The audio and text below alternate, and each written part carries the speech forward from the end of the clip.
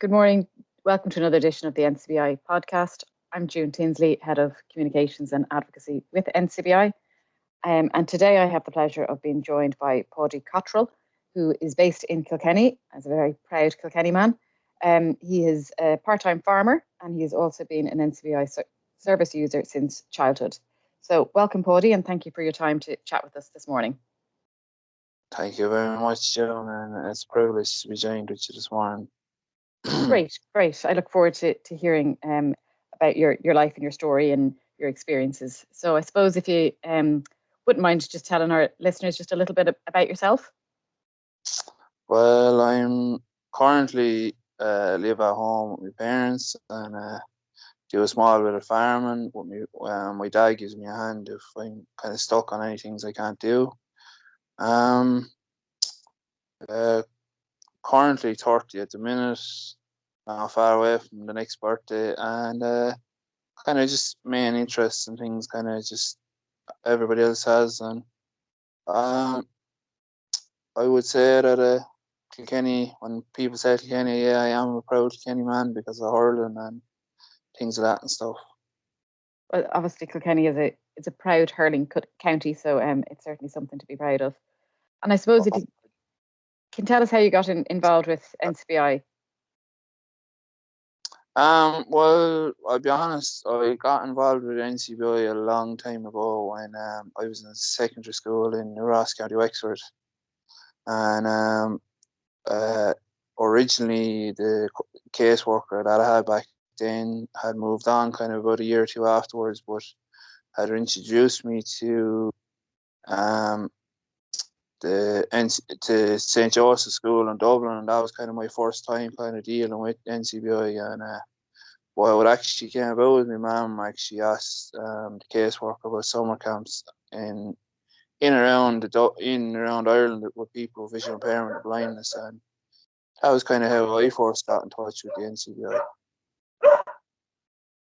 Great. And I suppose over the years you probably availed of different services and supports. And can you tell us a little bit about which ones you've availed of? Yeah, I would have availed of kind of a technology computer and that at home in the early days, and then the older I got, then I would have availed maybe I had one or two sessions with counselling services, and then I kind of would have been in and out kind of over the years, kind of touching base here and there when I was doing courses and stuff in Waterford and Kilkenny, and I done a course which never kind of materialised in Dublin as well. So I would have always touched base kind of, but when I kind of got older and finished school and stuff in college and that, I kind of would have touched base a lot more and would have kept in touch to see what was going on in that. But since the whole COVID kind of landed, I've really got involved now, and I'm involved with a good few different groups and meetings and things like that and stuff that goes on maybe a monthly or weekly basis. And are you enjoying that outlet? Because obviously with COVID we're all kind of trapped inside of it. But are you enjoying being able to participate, albeit virtually, in the different groups that are available? Oh God, yeah. Especially technology. It's funny. I got to know one of the lads through the technology group, and he lives about 6 miles away from me. And I would have known of him, but never met him and that. So we actually met there last September and that, and it was just funny how small a world can be. And I'm after getting to know an awful lot of people I wouldn't have known, and it's after been a massive improvement to just getting out and about when the lockdowns do lift and stuff. But I'm involved then with check-in and chat, and at the minute I'm kind of just temporarily hosting it for the person that would normally be hosting it, and that would pretty much it kind of from the group's kind of point of view. But I do check in. I am linked in with other groups as well, kind of from enterprise and things like that stuff. Right. And I suppose that check-in and chat is it's specifically designed to be kind of a social network, really, isn't it? So that people who are blind and vision impaired and live and are at home during COVID can have that kind of space to have an informal get together. Isn't that what it's all about? It is, yeah, and it's actually a wonderful kind of opportunity for people that wouldn't be able to maybe engage with other people that are, a part of the NCBI on a weekly basis or that. And they do be actually quite fun because it can range from any conversation from as I was giving a demonstration on animals last week about what the difference is and stuff, and then this week it kind of went to swimming and about blogging and things and kind of different things that's going on in the NCBI and stuff. So it literally can be any topic, and it's great that everybody can just come in and join and just be themselves, and even if they're having the worst day of the week, they can just get that off their chest. Yeah, I suppose that's what the friendships are all about. Topics and conversations just flow, and you can learn from each other. And certainly those check-in and chats are a vital part to it. And I suppose in terms of your role as a part-time farmer, obviously you've got a number of animals there you mentioned. Can you tell us a little bit about the techniques and tactics that you use to undertake farming safely when you're vision impaired? Well, it's funny when people kind of always ask me, and I say I'm a part-time farmer. They kind of look at me and go, "But you have a sight problem, don't you?" And I'd be like, "Yeah, but I have my own ways of doing things. Like I have my own ways of measuring out, say, a liter of milk, like when I milk from milk powder, and I have a way of measuring everything out, and just over time you learn little tips and tricks kind of that, especially when you have to eat water and stuff, that you don't get burnt or anything like that. Especially um, I last year I reared a calf. We used to heat the water on a little gas hob, and used to make sure like that you wouldn't get burnt when you go to light it, or that you wouldn't get scalded when you be emptying the water into a big churn that I have for mixing up the milk powder with the water. Yeah, I mean, to be fair, it is such a manual job that safety is such a paramount consideration for other people who are blind and vision impaired in different roles, be it in an office or a different environment. Adaptations can be made to their workspace to ensure that they can do their job safely. And I suppose for your role, it is so manual that you also need to make those adaptations. I do, yeah, and like people often wonder to me, like, how do you get your measurements, like spot on and that, and Yeah. even like the next year when I go to do the same thing over, like I just have it memorized, and kind of that's one thing I do rely on a lot is my memory, and that I kind of know, like I kind of have my little cup for, say, measuring out powder for making up for lambs, and then I have another jug which would be like 4 or 5 times the size of the cup I have for mixing the lamb powder would be for my calves. And I just know by kind of the different, how many scoops or a half scoop or 3/4 of a scoop is needed. And then it's the same when it comes to measuring the amount of nuts or meal that is needed for each animal.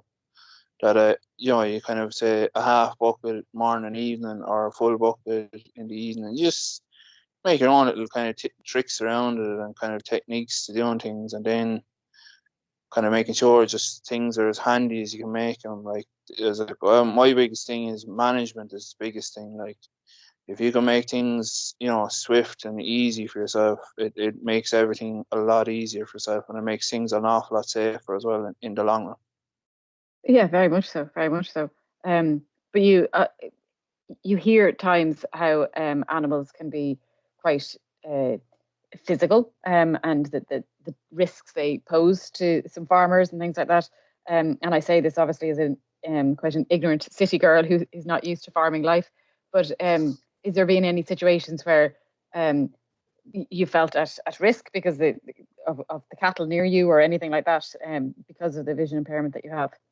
I would, like, when you start off with calves, like, you're able to handle them because they're a smaller animal, but like when they get older, then like you kind of your wits are with you, like you kind of when you're feeding them, you're in front of them, and they're coming in behind you, and Yes, then when you're trying to get out the way of them, then like you kind of make sure that you kind of end up at the end of the feeder before they're all in on top of you, because like if you have to go between them, and like you're kind of watching yourself, like think that maybe all it takes is one of them to kind of slightly kick back, or could even end exactly. up standing on you either. And like an animal weighing from 100 to 250 kilos, like can give you a nice old sore Injury. foot at the end. Yeah, an injury or sore foot at the end of the day when they stand on you. Yeah, exactly, exactly. So, and in terms of getting support, do you have does your dad help out, or does any other family member or friend helps out if you Yeah, need them? yeah. Well, my dad now, myself and my dad kind of kind of we partner up like when we're doing stuff, and he'd come with me when we're doing things and that, and even when we were fencing and stuff, like he'd put in all the stakes in line, because we have these white stakes. You just push them into the ground, and Yes. I'd go along then rolling out the wire, because I love that part where he doesn't. He just loses his patience when it gets knotted or tangled. So he Yeah. always says to me, "Where do you get the patience from?" And I just say, "It's just something I love. It's kind of just something you take time at, and especially out in the fresh air, you don't Yes. get worked up at, and because you're listening to what's going on around you as well as doing your job." And then That's my sister gives a hand out now and again when we be dosing cattle or that, and my nephew who's 10, he actually owns one of the calves or yearlings that we have now, and he loves it. He doesn't be involved all the time, but he tries to get involved as much as he can, especially with school and stuff. yeah, that's understandable. That's understandable. Well, it's good to know that you have a few extra pairs of hands to help out when needed. And Yeah, well, it is, yeah, no, it's exceptionally a good thing to have, but I kind of try to be as independent as possible. Everybody in the family tell you that I kind of try to do as much as I can, and like I even have a few hens and ducks, and that's what I kind of started off with originally in the bit of farming, and then kind of grew over time and took a bit of land and stuff. you sound like a man who's always up for a challenge. Fair play to you. Yeah, I love a challenge, and I love actually kind of just putting myself to a test of kind of, I have a couple of things in the pipeline there to do animals as well. And I go on putting up another new shed there. So there's there's always something going on or something to be done. So you never get a break. That's true. That's true. And um, you touched earlier on about how technology has you have a bit of a passion around technology and how you can use different gadgets or apps or software or whatever to make some life a little easier. And I'm just curious, has there been any crossover with advances in technology and farming to help you out? There's an app there actually at the minute. Heard Watch it's called. But there's a couple of different apps, but that's the one I on my phone at the minute, and you can actually link it in with your account on the Department of Agriculture, where all your animals are registered, and it literally syncs with it, and you can just put in, you say you're dosing an animal or injecting an animal, or an animal that's sick, you literally just put out the tag number, go in, put in what you're after giving them, the amount, and it just keeps all the records and zero paper. Okay. And is that fully accessible? Yeah, it's fully accessible, yeah. Oh, Which, excellent. which is funny, because I always kind of, when I'm looking at apps, I'm kind of thinking, are they going to work or aren't they? But yeah, no, it's actually been very accessible now, to be honest. Because sometimes you could download an app and it might be half accessible, and it might be the part that you want to use is not the part that's accessible, and it does frustrate you. So I have seen that over the years, like, apps that do work and apps that don't work. Yeah, exactly. So I'm glad to hear there is some apps that are available to help you out. Um, and I suppose obviously COVID has dominated our lives for the guts of a year now. And tell us, how has living with COVID impacted on your life and your career and just day to day? Um, from day to day, kind of, it hasn't impacted much on looking after the animals and things like that, but it has been cumbersome in a way that like you kind of just limit yourself going to town as little as possible to get stuff and that. So I kind of try to buy most of my stuff kind of for animals that in bulk. So it stops me having to go into town every week and that. But I'm kind of lucky enough because my sister now is kind of the one in the house that kind of does a lot of the things, and if I'm stuck for anything, she'll get it in town or that. But the one thing I do miss now with COVID and that is kind of just getting out and about and meeting people. And I will be quite a sociable person. So before the whole COVID thing happened, I was kind of involved in a kind of a job seeking thing in Kilkenny. So and it kind of has put things on the back burner. So kind of I've been still checking in through Zoom and through phone calls and stuff, but it's still not the same as actually sitting in front of someone and having a chat like. True, true. And I presume all kind of agricultural marts and events like that have all been postponed. Well, the marts haven't, but all the events have of say shows, and for instance, the ploughing championship has been postponed now. I think this is going to be the second year running. But no, the marts actually are still going. You literally just drop and go. So, and if you're interested in anything, it's all done online. You can bid online. You basically ring the mart that you're wanting to deal with, and you give them your herd number, and they basically set up an account, and you just log in then, and you can bid Okay. away. And yeah, it's to be honest, technology like the whole COVID thing has pushed a lot of things online, and marts definitely wouldn't be online only for COVID. I'd say because they were I'd say kind of afraid of what technology was going to do. But no, from a young farmer's point of view, it's actually been very good. But probably for the older farmers, they probably miss the social aspect of going to the mart and catching up on news and events and stuff. Yeah, I mean, as I said, this industry is totally new to me, so I'm fascinated to hear that the mart has moved online as much as everything else has, as you rightly say. But the social aspect to the mart is kind of um, a core aspect to it. So Yeah, that aspect yeah. that is gone, and I suppose it does dilute the sense of community among farmers. It does because like most older farmers wouldn't be say the best when it comes to technology. A lot of them are, but Exactly. some of them kind of are probably a bit afraid of it more than anything. Yeah, there's a bit of a And they learning kind curve of there.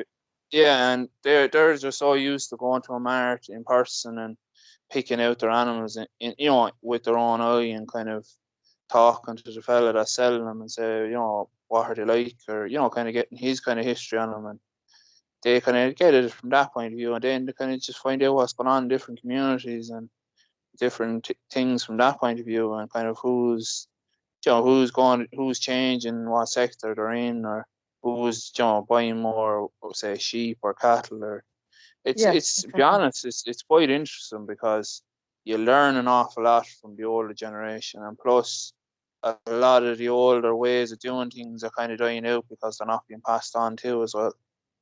Yeah, that's a fair point, actually. Yeah, yeah, yeah. Wow, it's fascinating to hear how, in some respects, COVID has modernized some aspects of farming, but in other aspects, it's stalled some key events and opportunities for the farming community to get together.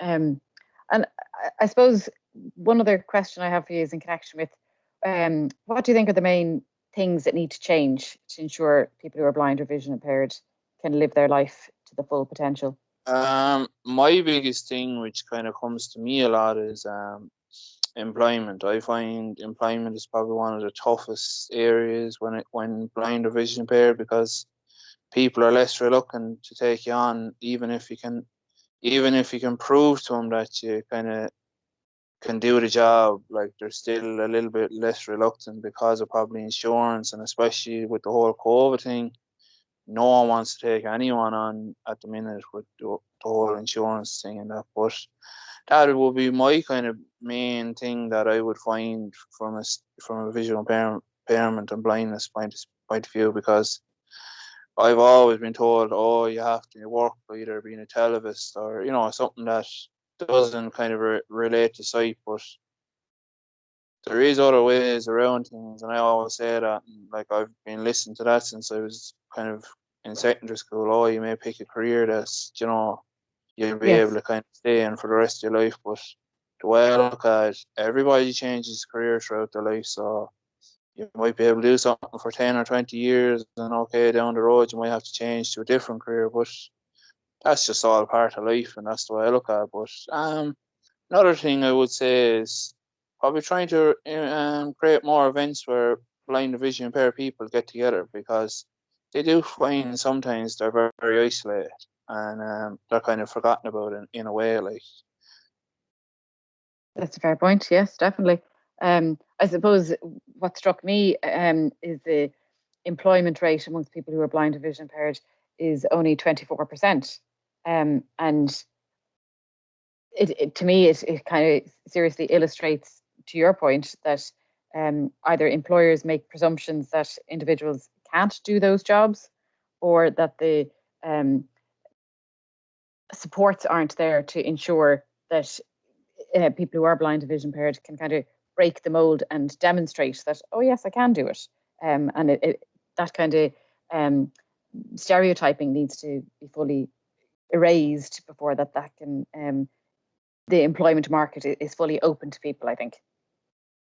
yeah, no, and like, I think the other side of it too, like, if you're finding such a difficulty of getting employment, you always have the other choice of becoming self-employed or creating your own business. And I think that's a lot of the reason why I kind of went down the farmer road, is because I was able to kind of be my own boss and do my own thing. And I think a bit of it comes from my dad too, because my dad has his own business and my brother has gone out on his own as well. So I think it's kind of in the blood that way, of being your own boss, and it's creating your own business now. But it's not for everybody. But some people, like, that's a lot of the reason why I think I went down that road, is I found the barriers to employment so much, and kind of people being so reluctant to take you on, that you kind of say in your own mind, well, if people are not going to take you on, I'll do my own thing and I'll start my own business. And like, I'm in farming Mm. at the minute, and I do have one or two plans to start another business or two, probably when the whole COVID thing lifts at the minute. But that's the way I kind of look at things. And you always have to make your own decision on what suits and what doesn't. But like, there definitely has to be more incentives to blind and vision impaired and people with disabilities to start their own business too, because they're not the same incentives there if you're a person that has full vision or whatever. But that'd True. be my kind of emphasis on the whole business side of things. Yeah, no, I would agree. I mean, just from what I know, there's very few supports to promote self-employment amongst people who have disabilities, and that, as a result, can put them on the back burner in terms of financial security and wanting to take the risk on the business. So it's certainly something that needs to be improved upon to ensure that there is a greater employment rate amongst people who are blind and vision impaired. So I totally agree with that. Yeah, Um, no, and I totally agree with you on that, John. Like, the way I look at it is, people might have a few pounds saved up, but they're reluctant to kind of say, okay, I'll use it to start a business, because they're kind of thinking, well, if it don't work out, I'm after blowing out money, and I could have used it for something else or that. And that's the way I look at it. But like, in life, as they always say, like, if you don't take a risk, you won't know where you went with it. correct. And I suppose everybody's situation is different, and some people are more open to that risk than others. Yeah. But certainly having those supports there as a backup can help people take that leap. And those supports, unfortunately, are not there consistently. And I suppose, just to conclude, Paudie, to ask you, what kind of one piece of advice would you give to someone who's recently been diagnosed with a sight loss condition? Recently diagnosed. One, I would say, talk to your ophthalmologist and see what services are out there for people, and to engage with other people that actually have visual impairment and blindness, and kind of engage with the services that are there. and ask them, is there people living in the area, and kind of join as much things as you possibly can in group wise to get yourself out and about, because a lot of it can be when you get a new diagnosis, you feel like you don't want to go out, you isolate yourself, and it can actually get in on you quite badly if you don't get it into your head. Well, if I don't get out and about, I can lead myself into a mental health crisis, and Yes. it doesn't help because it you might be living with whoever's in the house with you, but it does affect everybody else in the house, and people kind of get worried and kind of say, what's wrong with him, and like Yeah. I understand, because I can agree with like what it is to go through mental health and that myself, and that is one thing I've seen over the years. Kind of people going, he's struggling big time with dealing with it and accepting it, and that is the biggest issue, I think, in a lot of people that are being newly diagnosed with sight loss and stuff. Yeah, no, I totally appreciate your honesty there, because it is life altering. And I suppose that not only does the individual need to kind of process that, but it nearly get to a point of adapting and accepting, which takes time for every different individual. But to link in with others to know that they're not alone, it must be so important. Yeah, definitely. And like that's the one thing about the check-in and chatting group that we have going, that, and like I think it's amazing because there is one or two new people after probably coming in on it, and the other groups that are going on, like there have been one or two other new people that joined on that as well, and it's all new to them, and like I'm meeting people that I wouldn't have met at all, only for things moving online during COVID and that, and like definitely with a new diagnosis, like it can be literally having sight today and basically blind, or reducing your vision by 50% in a matter of weeks or months, like. And Yes, that is why exactly. I would definitely say try engage in as much things as you possibly can, even if you have to change your phone to an iPhone or whatever to help you, because there is some people that still have older phones and are kind of a little bit reluctant to move to the newer technologies. But when they do move to it, they realize, God, it's a godsend, because they're able to access an awful lot more on their phone, and they're able to do an awful lot more, like, for themselves, of doing their own banking, and just the little things in life that you need to do for yourself. Yeah, exactly. To increase that independence and maintain it. Yeah, Um, and to be fair, I think you've hit the nail on the head, encouraging people to connect with others either online or in person. And hopefully, in a post-COVID world, the more connections we can meet people face to face, the better. But I'm glad to hear that the check-in and chat that you're involved in, or any of the other virtual clubs that are run by NCBI or others, have certainly helped ensure that you've stayed connected. And if anybody who's listening wants to get involved in any of the virtual clubs that NCBI runs, feel free to call us on 1850 33 43 53, and we'll be able to direct you to how to access our advocacy groups, or our virtual technology groups, our book clubs, our peer support groups, or the check-in and chat that Paudie is talking about here. So, Paudie, I'd just like to say thank you very much for your time this morning. It's been lovely to chat with you. Best of luck in the farming and in everything that you do, and please stay safe and well during COVID. thanks very much, June. Totally appreciate the opportunity, and stay safe yourself, and thanks very much. Thank you.